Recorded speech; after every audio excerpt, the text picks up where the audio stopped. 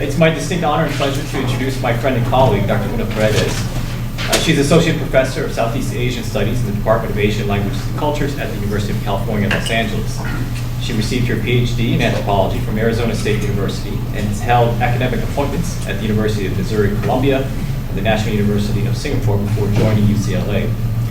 She is a Southeast Asianist specializing in the ethnographic and archival study of the southern Philippines, in particular its indigenous non-Muslim minorities, known collectively as the Lumad. As an anthropologist and ethnohistorian by training, she studies the cultural and historical intersections of religion, politics, and identity, especially the ways in which minority tribal communities interact with state power and popular culture. Her current field research examines traditions of political authority in the modern Philippine state and indigenous minority groups and how this authority articulates with oral traditions to reflect concerns that cut across issues of identity, indigeneity, and cultural heritage preservation.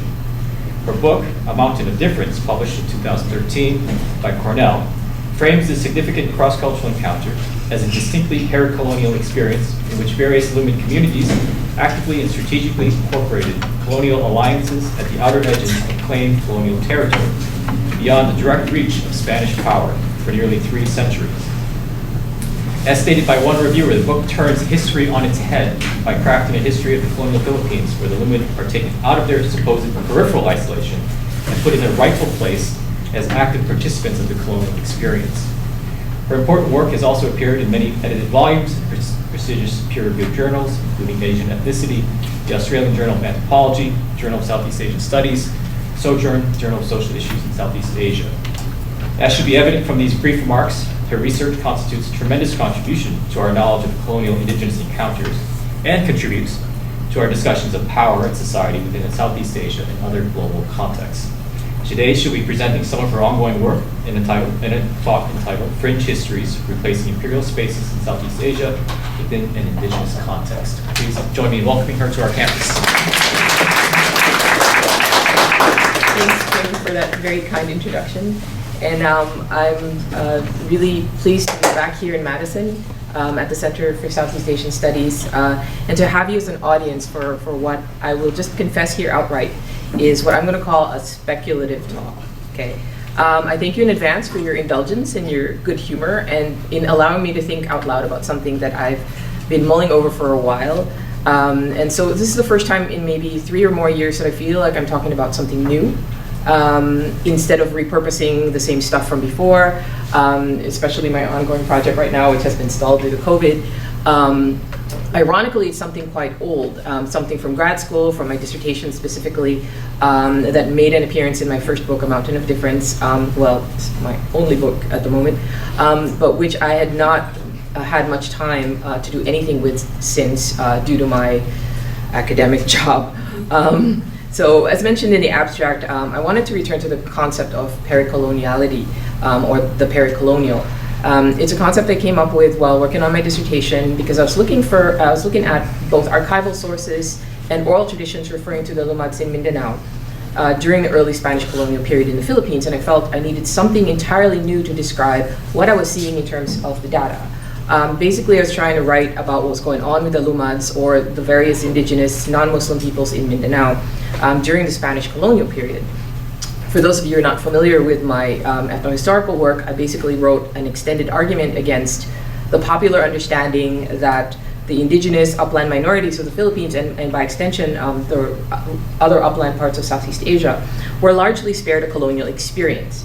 Moreover, whenever they came into contact with colonial agents and colonized natives, they actively rejected their authority and influence, especially their religious influence in terms of converting to Catholicism or not converting to Catholicism, and held on to their ancient ancestral traditions, which was something that other natives of the Philippines apparently failed to do, according to this sort of common understanding.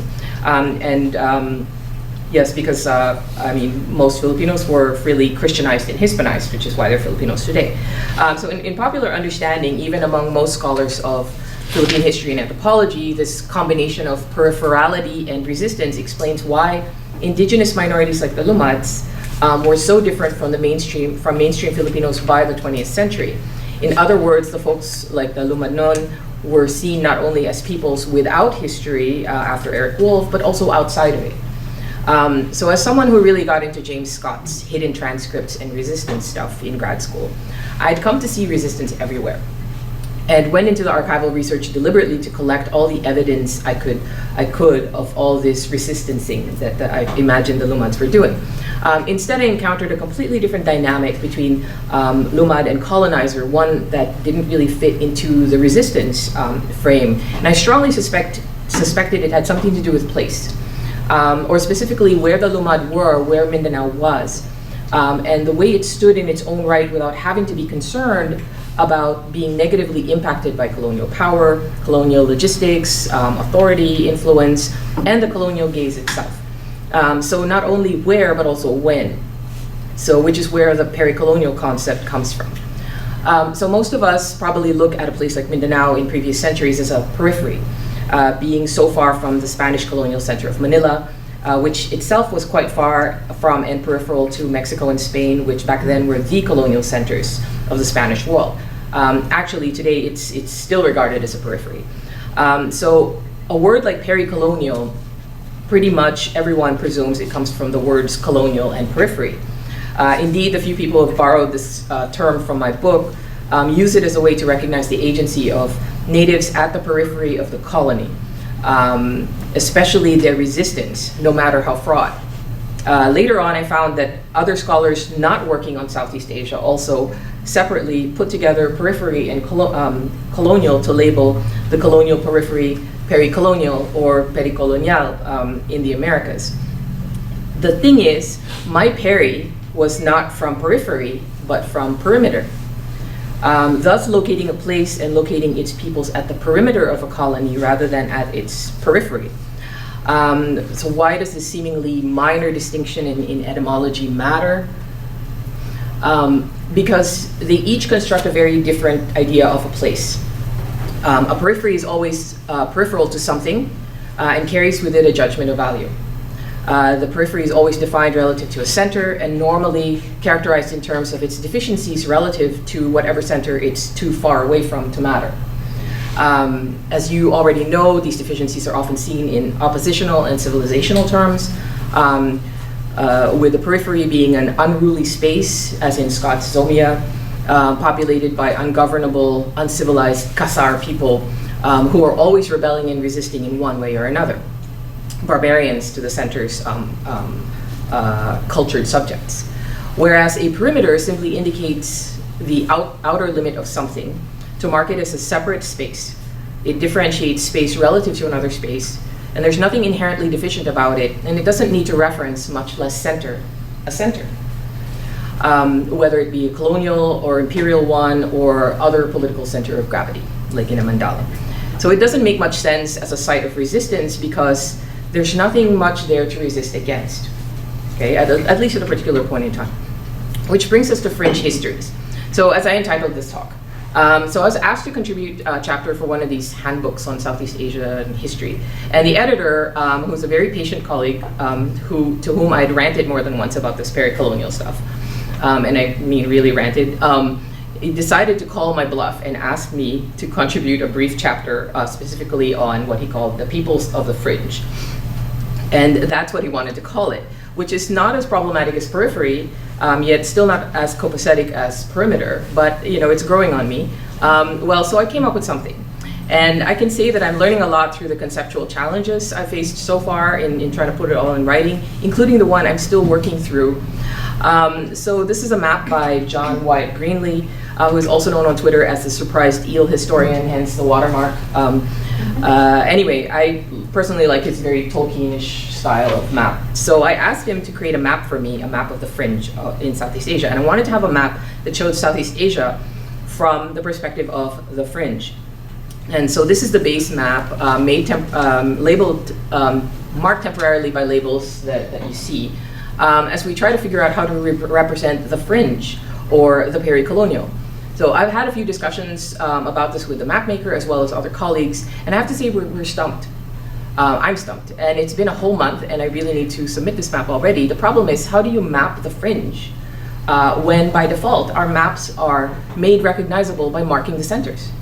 The fringe spaces, on the other hand, are almost never marked because they're seen as not mattering as much. And I mean that's a whole thing, right? In the unmarked section of a map, there be dragons. It's also kind of an analog of the region's historiography as well. So why concern ourselves with the fringe in the first place? Well, the thing is, our view of Southeast Asia as a region is incomplete without at least a passing understanding of the expanses between its more historically prominent centers of political, religious, and economic power. The bright spots that dominate and structure our understanding of Southeast Asia in space and time.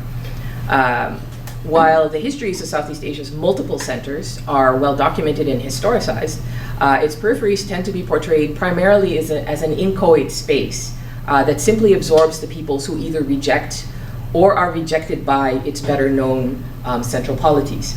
That is, until they are brought under state control, whether that state be an indigenous mandala or a nation or a foreign colonial state. Meanwhile, there's so much we still do not know about the peoples on the fringe, or about peripherality as a concurrent process of early modern urbanization, with reference to the spaces centripetal to the region's cosmopolis. But in Southeast Asian studies, the fringe and the center are always intertwined as a complementary dyad, right? With a nebulous fringe being the perpetual corollary of dynamic centers, the result presumably of certain peoples fleeing state authority, whether voluntarily or otherwise.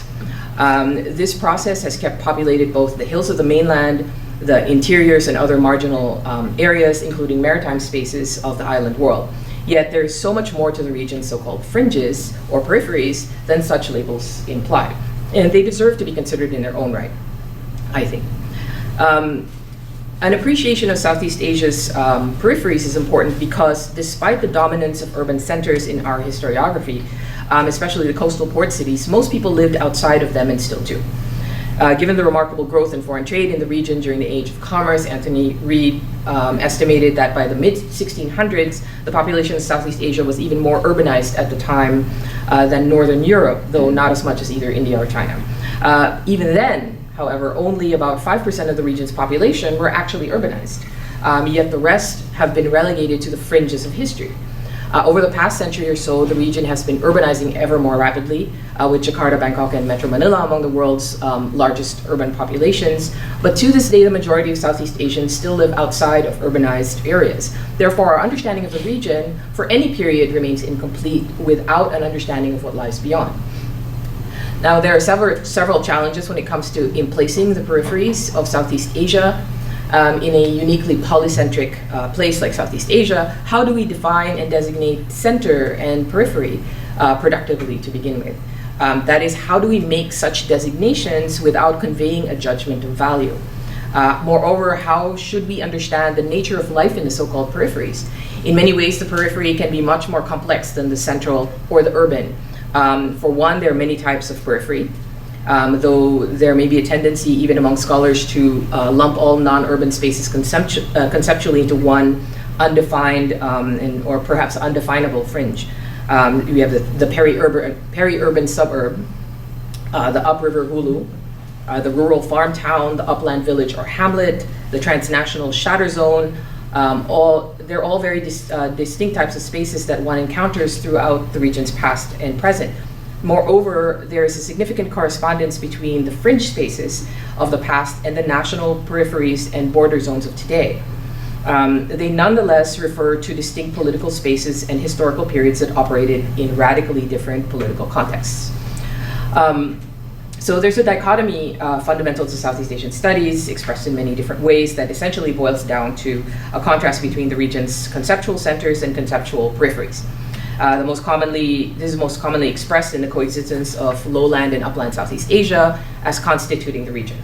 Most regional scholars have a tacit understanding of their complementarity and the civilizational contrasts that they represent. In turn, this dichotomy is one of the shared characteristics of all modern Southeast Asian nations. As Robin Sperling, in his textbook, emphasizes its heuristic and pedagogical value. In that, quote, each country in Southeast Asia has both hill people and plains people, and the contrast and sometimes conflict between the two ways of life can provide a theme that helps to bring order into our understanding of the area, end quote. In the mainland, hill peoples and plain peoples are meant to embody the peripheries and the centers respectively. Through the lifeways typically associated with specific aspects of its striking topography. In turn, the contrast between hills and plains or uplands and lowlands orders the region's extreme diversity into two distinct civilizational categories. So we have plains people representing conceptual centers that comprise each nation's dominant ethnic, linguistic, religious, and political minorities, thus constituting cultural mainstreams and embodying state power. So we already know this. In contrast, the hill peoples representing conceptual peripheries comprise a heterogeneous collection of autonomous ethnic, linguistic, and religious minorities, typically engaging in shifting agriculture and other small-scale subsistence practices.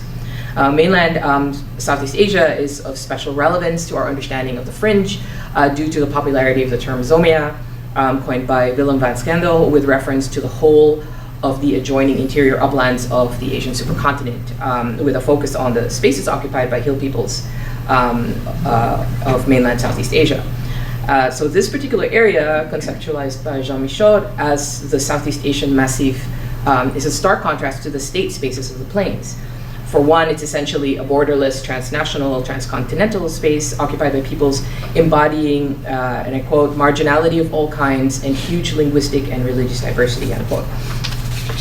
Who constitute communities that have been dominated politically by the various states whose shifting boundaries it has traversed over the centuries. Located at the margins of roughly a dozen modern states, this fringe space in the mainland also is conceptualized alternately as a political buffer zone between imperial, colonial, and other state spaces, as a geographical shatter zone, as non-state zones of refuge, or even as zones of cultural refusal, where indigenous lifeways are more properly understood as a series of deliberate, anarchic, anti-state practices. In centering the periphery as an object of study in its own right, these approaches to zomia seek to go beyond the facile, entrenched dichotomy of hills and plains, although they end up reinforcing it in the end.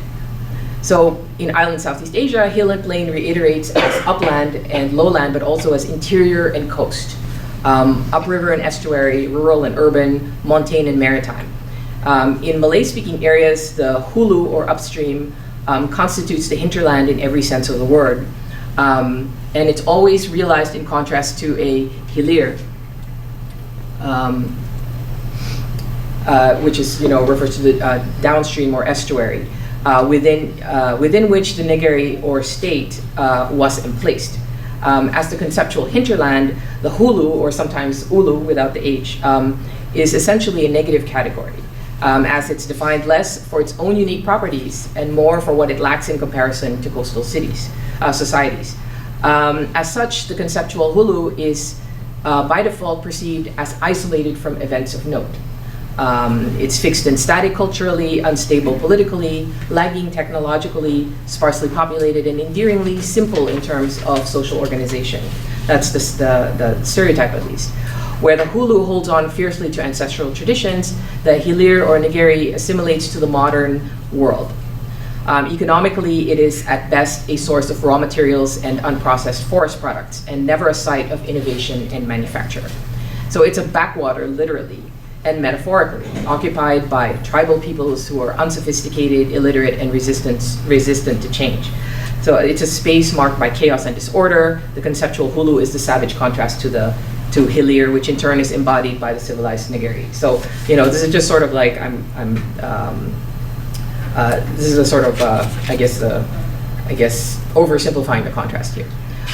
So the hulu resembles the mainland zomia shatter zone in almost every respect except for scale, as well as the fact that on islands, hulu areas are not really comparable as transnational, much less transcontinental space, except perhaps for like Borneo.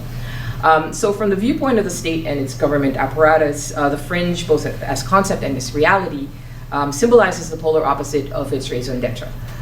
Fringe peoples are the antithesis of the proper national subject, and the hinterlands they occupy, whether upriver, montane, or maritime, are both the locus of danger and a wasted resource.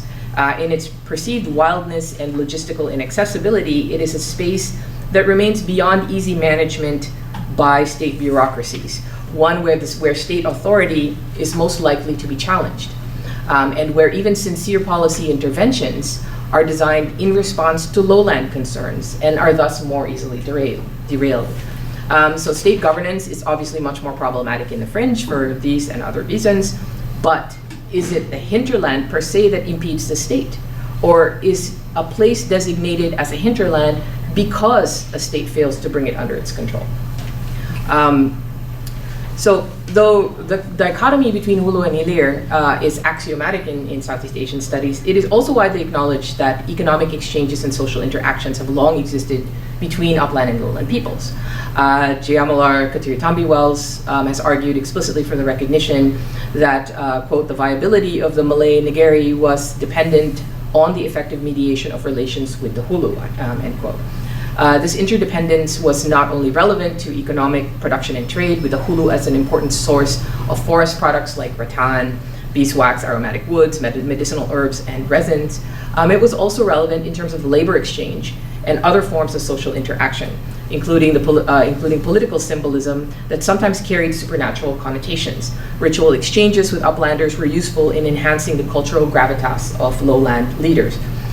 So this interdependence and symbolism is evident in both island and mainland Southeast Asia. For example, in Vietnam's Central Highlands, we have people who include speakers of Austronesian and Austroasiatic languages that had long established tributary relationships with both the Khmer and the Vietnamese in the lowlands. Among them, the Austronesian speaking Jarai had leaders known as the King of Fire and the King of Water. Those are the translations I've seen, who were said to have possessed shamanic powers, including the supernatural ability to control rain and hot weather. To the Khmer Kingdom, this supposedly warranted a symbolic ritual exchange every few years to each king to maintain peace and prosperity, and in turn solidify the political legitimacy of Khmer kings. And so writing about the Punoi peoples of northern Laos, located in the middle land between several kingdoms, including Luang Prabang, Vanina Boutte argues that rather than embodying a radical otherness to lowland societies, many of the so-called hill societies continue to trade with the lowland societies or maintain political relations in a symbiotic form that often led to integration. Sorry, that was a quote actually. As such, there's an argument to be made for reorientating our understanding of inter-ethnic relations between periphery and center away from anti-state resistance and instead towards dynamic coevolution. In both the mainland and island halves of the region, symbiotic relationships between upland fringes and lowland centers have long been evolving over many centuries. When viewed from an even longer durée, such exchanges take on an even more profound significance. In an examination of the literature on hunter-gatherer-farmer interactions around the world, James Ader, who was my PhD supervisor, and Catherine Spielman have noted not just interaction, but also the interdependence and even coevolution of settled and nomadic populations. In Southeast Asia, as well as globally, there's conclusive evidence that, quote, hunter-gatherer settlement patterns often reflect interactions with neighboring food-producing groups, end quote, so for perhaps thousands of years. In turn, the settled farming or otherwise food-producing communities, larger food-producing communities of lowland Southeast Asia, sought forest products from hunter-gatherers and other foraging populations. For example, upland Sweeteners typically engage in foraging as part of a subsistence lifestyle. So, you know, they basically engage this way as, quote, the result of long-term participation in regional and overseas trading networks into which these products move, rather than being the result of local farming population needs, end quote. In other words, for most of human history, the pattern of hunter-gatherers and other foraging populations on the fringes has not been to avoid and resist the larger settled food-producing communities, but instead to seek and maintain exchange relationships with them. Thus, upland and lowland in Southeast Asia is less of a dichotomy and more of a dyad, one in which populations occupy distinct economic and ecological niches in symbiosis or at least complementarity, even though they may be problematic and exploitative in other respects. And so it's a whole section I'm skipping.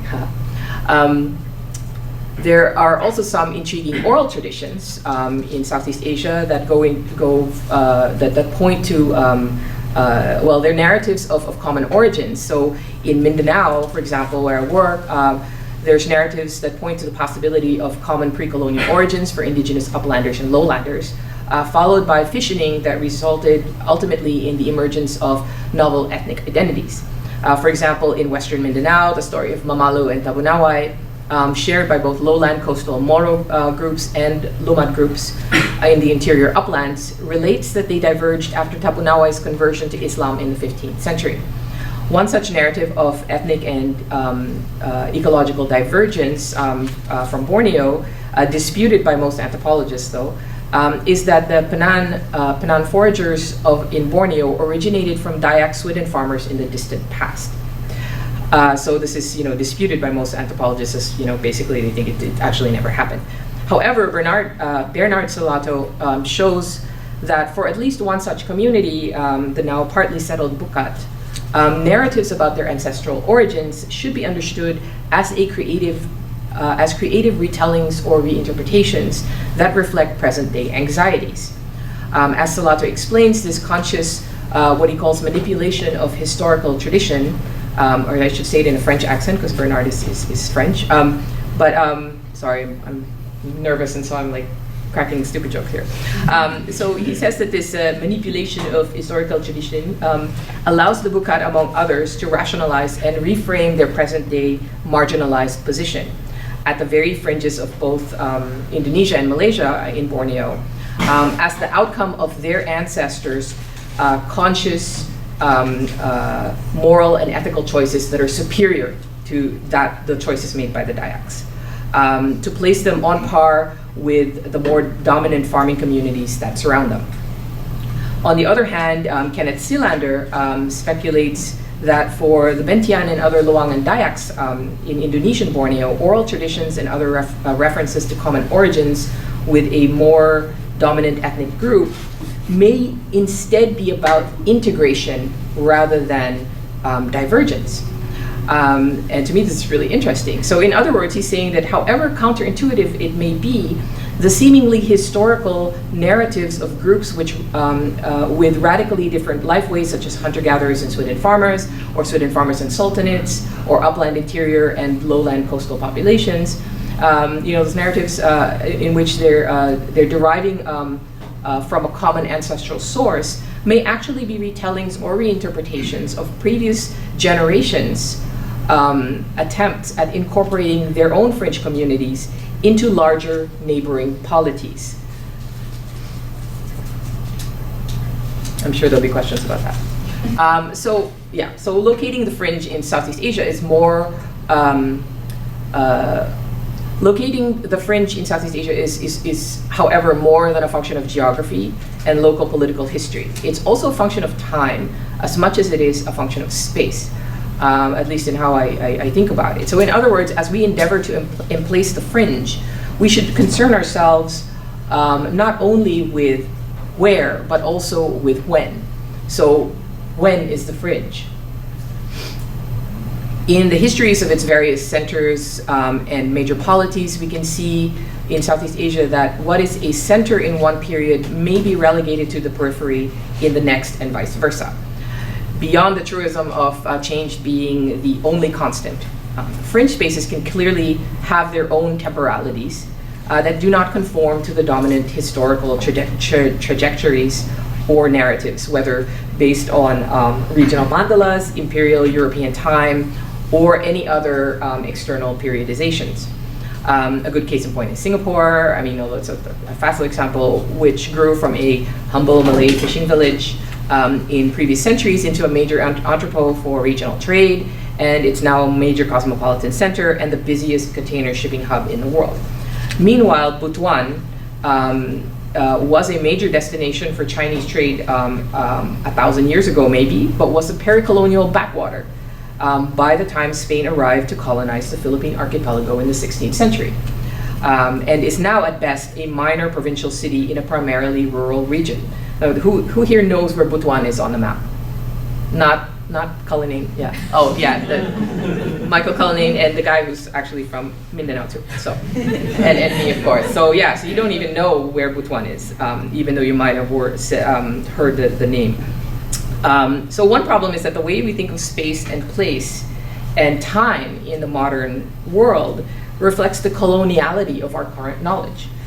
This is also true for how we tend to imagine contact and other colonial era encounters, and the colonial context as a whole. The relevance of coloniality here is the fact that our understanding of the fringe or the periphery in Southeast Asia today is influenced profoundly by our understanding of the early modern period and how history unfolded as the region expanded and intensified its global links in terms of trade, migration, and religious exchange. In part, this is due to the traders and colonizers who came into the region during this period and transformed it into the nations and ethnic divisions that we have today. In turn, the region's nationalist histories and the way that modern states have constructed and imagined their own communities have been built more or less on the same foundations, or else in response to it. As in, I'm thinking of like sort of anti-colonial sort of historiography. So in this sense, the histories of centers and peripheries right now are framed as histories of contact or presumed lack thereof. More precisely, they're histories of colonial contact that compel us to retrofit Southeast Asian temporalities against other axes, typically the profoundly Euro-specific pre-colonial, colonial, post-colonial timeframe. However, this facile periodization valorizes colonial and by extension imperial historical trajectories and narratives of state formation, something that Michael Hawkins rightfully cautions us against. Any close examination of the colonial period in Southeast Asia reveals how problematic its boundaries are, both spatially and temporally. For example, when exactly is a colony? When is a colony? Given the patchwork aggregation through which the European powers actually colonized Southeast Asia over several centuries, casting spaces across the region as either colonial centers or peripheries and relegating certain populations to the fringes, is unhelpful in the way that it lends a totalizing aspect and air of inevitability to our understanding of colonial rule. This only serves to reinforce colonial narratives and obscure fringe obscure fringe temporalities, giving the impression that the periphery is a spatial constant rather than a politically defined space at a specifically designated time. So in contrast, Ricardo Padron and Miguel Rodriguez Lorenzo show us through cartographic history that empire, even as imagined by the imperial powers themselves, is highly fluid both geographically and politically and temporally. How it manifests on the ground, whether it manifests at all, is likewise highly fluid. So does the spatial reality of the fringe, so does the spatial reality of the fringe shift across space and time. In the early modern period, especially within the context of European colonial contact and colonial expansion, the fringe is easily conceptualized as a colonial frontier, marking the entry to Zomia-like fringe spaces or zones of refuge that lay beyond the practical reach of state and colonial power. Indeed, there are many examples throughout Southeast Asian history of diverse people fleeing to such spaces to escape state or colonial taxation, law enforcement, pirate raids, religious proselytizing, Western civilization, and other serious threats to their personal freedom. The fleeing lands today remains, to this day, a fairly common strategy used by insurgent groups and others to avoid the dangers of state authority throughout insular and mainland Southeast Asia. This stands in contrast to the political, social, and economic encounters found in the colonial centers, which may be best described using Mary Louise Pratt's concept of the contact zone, wherein power is negotiated and struggle occurs primarily in the context of what she calls asymmetrical relations of power, such as colonialism, slavery, or their aftermaths. But framing the fringe as a frontier and refuge presumes and anticipates an immanent indigenous resistance, as well as entails a significant level of negative entanglement vis-a-vis state power. It also requires the deliberate centering of state or imperial powers and essentializes the fringe as peripheral. Furthermore, in styling fringe spaces and peoples as the spatial and political antithesis of civilized state spaces and interpreting indigenous agency as resistance by default, we effectively, and I'm quoting from Leif Jonsson here, we effectively refuse to prospect for any possibility of political negotiation as mutually beneficial, end quote, between peoples and states. As such, it does not reflect the historical reality of most Southeast Asian spaces that lay at or beyond the spatial or temporal fringes of colonial power. The same can be said for the spatial or temporal fringes that lay at the political edges and beyond of the region's earlier classical mandala states. Instead, the fringe may be better conceptualized as a pericolonial space in which contact and entanglement still occurred, but in a place located too far outside the gravitational pull of colonial power to be characterized by asymmetrical relations. Given what we know of their interactions and economic exchanges and political autonomy throughout Southeast Asian history, these spaces and peoples are perhaps more accurately conceptualized as empire, colony, or state adjacent, placing them at the perimeter rather than the periphery. So with imperial and other shifts over time, and with new power relations introduced by new players and new external dynamics, as well as what Filipino historian William Henry Scott liked to call the magic of colonial alchemy, the formerly autonomous pericolonial spaces can and do eventually transform into peripheries at the service of colonial power. We know that within claimed colonial territories, different areas were incorporated differently over time, or differently incorporated over time. For example, the Philippine archipelago, as we know it today, was claimed in its entirety by Spain as early as the 16th century, and also including a large swath of the Pacific, of very specific islands. But its pericolonial fringes, especially its forested interior uplands, as well as the outer islands of Palawan, Mindanao, and the Sulu archipelago, were not actually brought under effective state control until the early 20th century. So under American colonial rule. So that's why I ask, when is a colony? Okay. The same can be said for practically all the regions, areas, and peoples that we locate as peripheral today. So, in terms of concluding thoughts, Southeast Asia has always been subjected to foreign influences, much of which was then localized and interpreted culturally into indigenous traditions. Historiography, being primarily a Western tradition, should perhaps be regarded as yet another foreign influence that is in the process of being localized in Southeast Asia. This includes efforts by scholars from Southeast Asia to create, what we're calling decolonized or autonomous local or regional histories that center indigenous agency as a counter-narrative to colonial history. While a truly decolonizing approach remains a challenge, there has been a long-standing impulse, however, in Southeast Asian studies to study the region on its own terms. That's what's so great about Southeast Asian studies. So both native and foreign scholars have worked to write history in a way that centers native realities, highlights native agency, and challenges Eurocentric colonial narratives. The interpretations or reinterpretations of the past millennium from this frame has indeed brought out the richness of the region's history, especially in terms of contact and trade and the grand localization of so many foreign influences. The region's many colonial histories are best answered by narratives of indigenous agency, engagement, innovation, and resistance, instead of a story of oppression and victimization, yes. So while its centers do provide many opportunities to revisit these narratives, I would argue that the most productive resource for this challenge in Southeast Asia may actually come instead from the peoples of its so-called fringes, in particular the pericolonial spaces whose histories are only now being recognized and explored in their own right. So that was what I had prepared. I have tons of other random comments that I couldn't figure out how to fit into this whole thing, but I hope that made sense and that it was sort of logical in some way. Yeah, I noticed you're all still awake, so that's great, but thank you.